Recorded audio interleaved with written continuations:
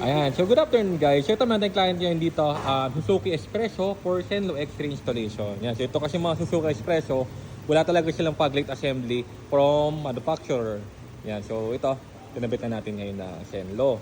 Yan, so dito natin na ilagay yung Senlo X3 niya. Yun o, so nag-bracket tayo dyan. Then ngayon, ginagawa natin, alignment na. Yan, so ginagamitan natin ng machine para at least hindi lang tansya-tansya yung ginagawa natin alignment. Napakahalaga niyan para syempre di tayo makasilaw ng ating pasalubong. Bukod dun sa matibay na bracket, dapat tama rin ang alignment. So, mamaya, tingnan natin kung ano magiging itsura nito pag naikabit na yung bumper niya.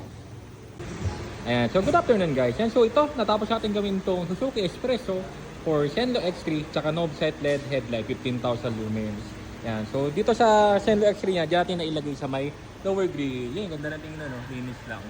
Yan. Tapos, sa pinagawang lubim dito sa Senlo niya, color white. High beam is plain yellow. Tapos, meron siyang passing light function. You know? So, knob set LED headlight na rin yan sa headlight niya. Yan. Sige, Ken, paki low beam na white. Yan. So, ang ganda. Para nagkaroon ng fog light bigla tong Espresso. Tapos, ito, ginamitan din natin siya ng OEM type switch. Para clean look pa rin kahit na nag-add tayo ng accessory. Yun, oh. Saktong-sakto. Ito, headlight. Ito yung Senlo, one pair.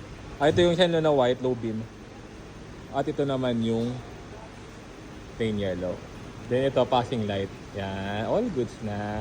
So yun guys, sa mga naka-espresso dyan, pwede pa natin gawin yung unit ninyo. PM or tawag lang sa page for scheduling. Salamat po.